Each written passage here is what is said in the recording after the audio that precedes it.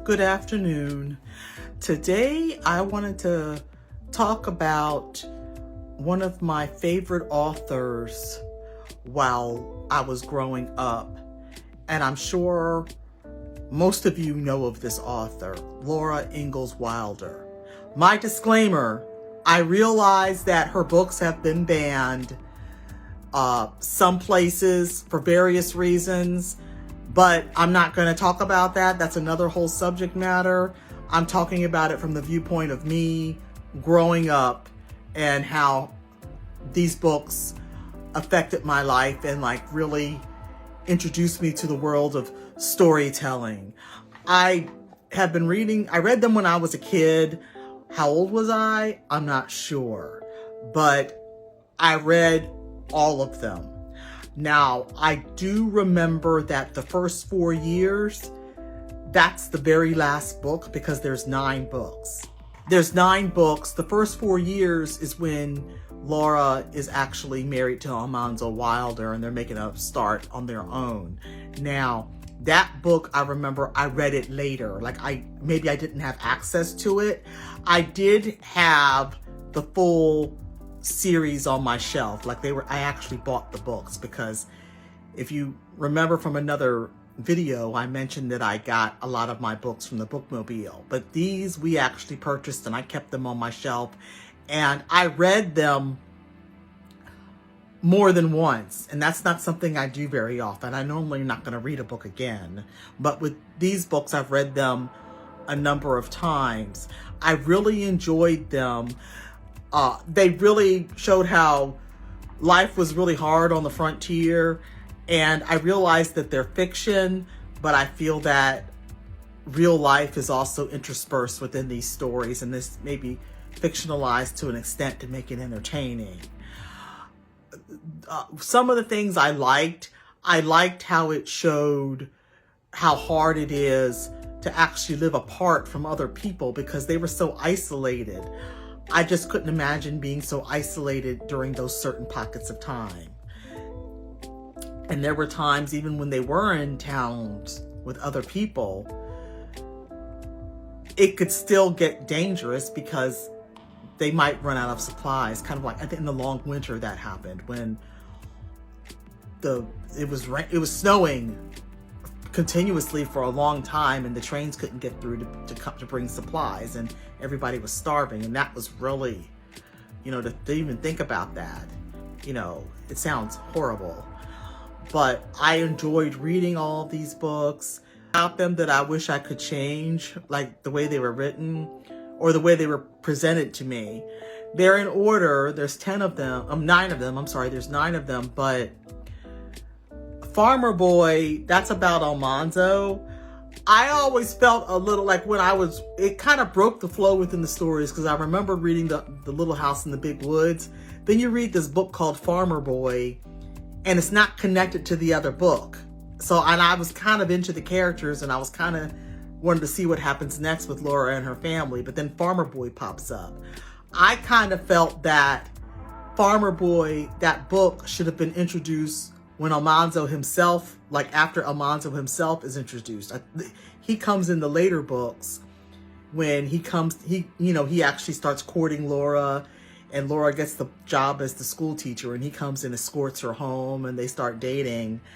I remember their age gap kind of bothered me. I think she might have been 16 and he might have been 30 or something. I don't know, but that kind of bothered me even as a kid. I'm like, whoa. But anyway, I felt that since he wasn't a character, when that book was introduced into the lineup, Almanzo didn't really exist yet in my mind. So when they just brought Farmer Boy up, when they had that book out, it kind of bothered me. Kind of just, like I said, it kind of just broke up the flow. I kind of interrupted a smooth flow. I felt that it would have been better to maybe put that book maybe right before the first 4 years because you know who Almanzo is or something like that. I didn't like that because like I said, that book I felt that I enjoyed the least because of the way it was presented. But another thing that was different, the first 4 years I felt was written a little bit different. I liked it, but it wasn't as mesmerizing as the other ones. And I did do some research about that. I believe that one, the first 4 years, was written, I think Laura Ingalls Wilder herself wrote that for the most part, because there was another dispute.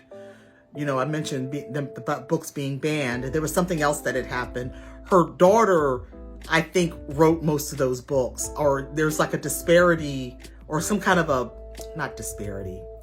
There's some kind of a battle or some kind of a disagreement about who exactly wrote the books, because I believe the first 4 years, I don't think Rose like contributed with that one, and that's why it reads differently. But then again, I don't know. And all the things I'm telling you is based on my memory. I just have a good memory, but I read these books a long time ago.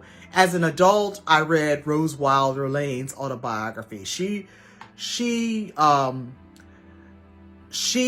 has an autobiography that was out, and I did read that because, like I mentioned in another video, I don't read a lot of nonfiction, but I did read Rose Wilder Lane's biography. I thought it was fairly good, and it might give some, maybe that's where I got the insight about how the Little House books were written. So again, if you have any youngsters and they're really avid readers, I highly recommend these stories to them. And even if you're an adult and have not read them, I recommend them. And also, as all of you know, Little House on the Prairie, the TV series, that was, I remember watching that as well. And I remember I enjoyed that too. I look forward to watching that. So that's all I have to say about Laura Ingalls Wilder. I recommend the books. I have I'll make sure I put all of the titles or all the book covers up here so you can see what I'm referring to, but they're easy to find. Look on Amazon. Again, I highly recommend them. And if you like historicals, I suggest you try my novels. The Baker's Bride, that's book number 1 in the Romance Bride series. And The Doctor's Bride is book number 2. The Blacksmith's Bride is book number 3, but that hasn't been released yet. I'm actually writing it right now. So it's 3-book series, possibly more will be added. You will love them. The Baker's Bride and The Doctor's Bride both have countless 5-star ratings and reviews on Amazon. Just go over to Amazon, put in my name, Cecilia, Cecilia Dowdy, and you'll see my historicals as well, so my contemporary titles, and you'll see all the reviews that I have and ratings that I have, positive ratings and reviews for my books. But check out my historicals. So if you've read the Little House books, you should read these as well, because they are wholesome. They're good, wholesome stories that depict historical way of life. So check them out. So thanks for listening to this video in its entirety, and I hope you have a good day. A few things that I forgot to mention in my video. Some of the elements in the Little House books that I found difficult to grasp was the fact that they moved around so much. It was like every book was in a new setting, and I just couldn't imagine uprooting your family voluntarily, for the most part, and moving them so many times. I know they were just trying to survive. I realized that, but it was a lot of moving. And, they didn't have a lot of belongings, but I felt that it was very exhausting, and it shows how hard life was. And number 2, I enjoyed watching Pa play the fiddle. Reading about Pa playing the fiddle. It sounded like they were having a lot of fun, and I enjoyed that. And I enjoyed reading about the food. So if you like foodie books, be sure to give my books a try. People say when they read my books, it makes them hungry. So be sure to give them a try. And there is a Little House cookbook that you might want to check out. I saw that online.